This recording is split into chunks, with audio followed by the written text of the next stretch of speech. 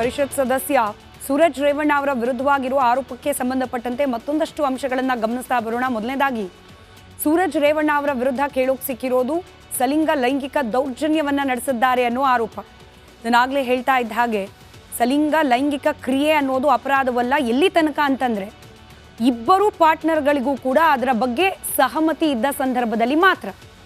ಇಲ್ಲದೆ ಹೋದ್ರೆ 377 ಅಡಿಯಲ್ಲಿ ಈಗಲೂ ಕೂಡ ಕ್ರಮವನ್ನ ಕೈಗೊಳ್ಳುವಂತಹ ಅವಕಾಶಗಳಿದೆ.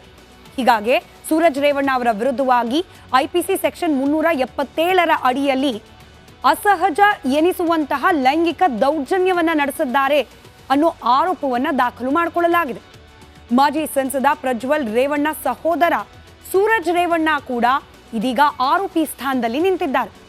ಹಾಸನದ ಸೆಂಟ್ ಠಾಣಾ ಪೊಲೀಸರು ನೆನ್ನೆ ತಡರಾತ್ರಿ ಇನ್ಫ್ಯಾಕ್ಟ್ ಇವತ್ತು ಬೆಳಗಿನ ಜಾವ 4 ಗಂಟೆ ಹೊತ್ತಿಗೆ ಬಂಧನ ಅಂತ ಹೇಳಿ ತೋರಿಸಿದ್ರು. ಇನ್ಫ್ಯಾಕ್ಟ್ ನಿನ್ನೆ ರಾತ್ರಿಯಿಂದಲೇ ವಿಚಾರಣೆಯನ್ನು ನಡೆಸ್ತಾ ಇದ್ರು. 4 ಗಂಟೆ ಹೊತ್ತಿಗೆ ಇಲ್ಲ ಸೂರಜ್ ರೇವಣ್ಣ ಅವರನ್ನು ನಾವು ಬಂಧಿಸಿದ್ದೇವೆ ಅಂತ ಹೇಳಿ ಅಫಿಷಿಯಲಿ ಪ್ರಕಟಿಸಿದ್ರು.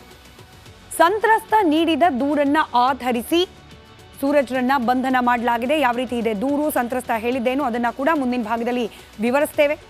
ಹೊಳೆ ನರಸೀಪುರ ಗ್ರಾಮಾಂತರ ಠಾಣೆಯಲ್ಲಿ ಸಂತ್ರಸ್ತ ದೂರನ್ನ ದಾಖಲು ಮಾಡಿದ್ರು.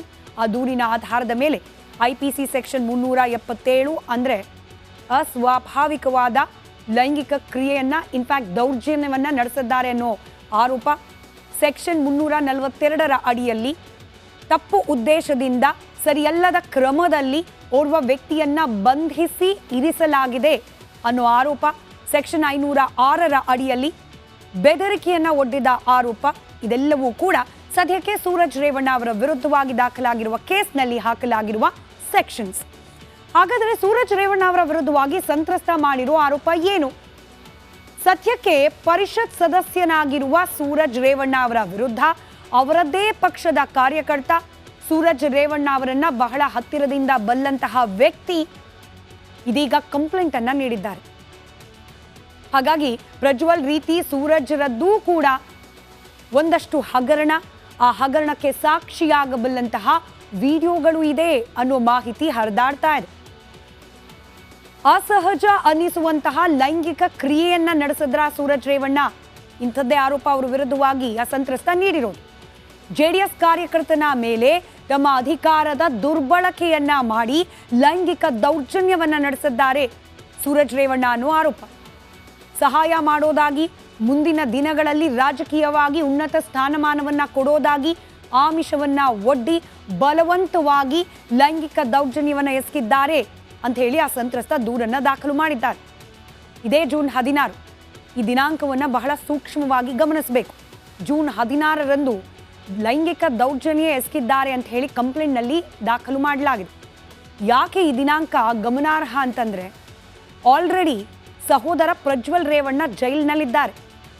ತಾಯಿ ಭವಾನಿ ರೇವಣ್ಣ ಅವರು ನ್ಯಾಯಾಧೀಶರ ಸಮ್ಮುಖದಲ್ಲಿ ನಿಂತು ಜಾಮೀನಿಗೋಸ್ಕರ ಅಂಗಲಾಚಿದ್ದಾರೆ. ಇನ್ಫ್ಯಾಕ್ಟ್ ಅವರ ವಕೀಲರ ಥ್ರೂ ಆದರೂ ಕೂಡ ಎಲ್ಲಿ ಬಂಧನ ಆಗ್ಬಿಡುತ್ತೋ ಅಂತ ಹೇಳಿ ಬೇಲ್ ಪಡ್ಕೊಂಡಿದ್ದಾರೆ ತಾಯಿ. ತಂದೆ ಕೂಡ ಜೈಲನ್ನ ಕಂಡು ಬಂದಿದ್ದಾರೆ. ಹೀಗೆ ಇಡೀ ಕುಟುಂಬವೇ ಆತಂಕದಲ್ಲಿರೋ ಸಂದರ್ಭದಲ್ಲಿ ರಾಜಕೀಯ ಭವಿಷ್ಯಕ್ಕೆ ಕಪ್ಪು ಚುಕ್ಕೆ ಆಯ್ತು ಪ್ರಜ್ವಲ್ ರೇವಣ್ಣ ಪ್ರಕರಣ ಅನ್ನೋ ಚಿಂತೆಗೆ ಗ್ರಾಸವಾಗಿದ್ದ ಸಂದರ್ಭದಲ್ಲಿ ಪ್ರಜ್ವಲ್ ರೇವಣ್ಣ ಪ್ರಕರಣದಲ್ಲಿ ಬಂದ ಈ ಆರೋಪದಿಂದ ಅದರಿಂದಾದ ಮುಜುಗರದಿಂದ ತಪ್ಪಿಸಿಕೊಳ್ಳೋದು ಹೇಗೆ ಅಂತ ಹೇಳಿ ದೇವೇಗೌಡರು, ಕುಮಾರಸ್ವಾಮಿ ಚಿಂತಾಕ್ರಾಂತರಾಗಿದ್ದ ಸಂದರ್ಭದಲ್ಲಿ, ಇಡೀ ಕುಟುಂಬವೇ ಆತಂಕದಲ್ಲಿದ್ದ ಸಂದರ್ಭದಲ್ಲಿ ಇದೆಲ್ಲವನ್ನ ಕೂಡ ಮರೆತು ತಮ್ಮ ಕಾಮ ತೃಷೆಯನ್ನ ತೀರಿಸಿಕೊಂಡ್ರು ಸೂರಜ್ ರೇವಣ್ಣ ಜೂನ್ 16ರಂದು ಅನ್ನೋ ದೂರು ಇದೀಗ ದಾಖಲಾಗಿದೆ. ಚನ್ನಪಟ್ಟಣ ತಾಲೂಕಿನ ಗನಿಗಡ ತೋಟದಲ್ಲಿ ದೌರ್ಜನ್ಯ ನಡೆದಿದೆ ಅಂತ ಹೇಳಿ ಸಂತ್ರಸ್ತ ದೂರಿನಲ್ಲಿ ದಾಖಲು ಮಾಡಿದ್ದಾರೆ. ಒಂದರ್ಥದಲ್ಲಿ ಸಮಾಜ ಈಗಲೂ ಕೂಡ ಸಲಿಂಗ ಕಾಮ ಪ್ರಕ್ರಿಯೆ ಸಹಜ ಅನ್ನೋದನ್ನ ಒಪ್ಪಿಲ್ಲ. ಕಾನೂನು ಏನೇ ಹೇಳಿದ್ರು ಕೂಡ ಹೀಗೆ ಸಲಿಂಗ ಕಾಮ ನಡೆದಿದೆ ಅಂತ ಅಂದ ತಕ್ಷಣ ಇದೊಂದು ವಿಲಕ್ಷಣ ಘಟನೆ ಅಂತ ಹೇಳಿ ಪರಿಗಣಿಸುವವರೇ ಹೆಚ್ಚು. ಹೀಗಾಗಿ ಇಂಥ ವಿಲಕ್ಷಣ ಆರೋಪವನ್ನ ಎದುರಿಸುತ್ತಿದ್ದಾರೆ ಸೂರಜ್ ರೇವಣ್ಣ. ಸೂರಜ್ ವಿರುದ್ಧ ದಳದ ಕಾರ್ಯಕರ್ತ ಅಂದ್ರೆ ಅವರದೇ ಪಕ್ಷದ ಕಾರ್ಯಕರ್ತ ಇದೀಗ ಇನ್ನೂ ಸಹಿಸಲಿಕ್ಕೆ ಸಾಧ್ಯವಿಲ್ಲ ಅನ್ನೋ ರೀತಿಯಲ್ಲಿ ಹೋಗಿ ದೂರನ್ನ ದಾಖಲು ಮಾಡಿದ್ದಾರೆ. ಇನ್ಫ್ಯಾಕ್ಟ್ ಸಿಎಂ, ಗೃಹ ಸಚಿವರು, ಡಿಜಿಐಜಿಪಿ ಹಾಸನದ ಎಸ್ಪಿಗೂ ಕೂಡ ದೂರಿನ ಪ್ರತಿಗಳು ತಲುಪಿದೆ, ದೂರನ್ನ ನೀಡಲಾಗಿದೆ.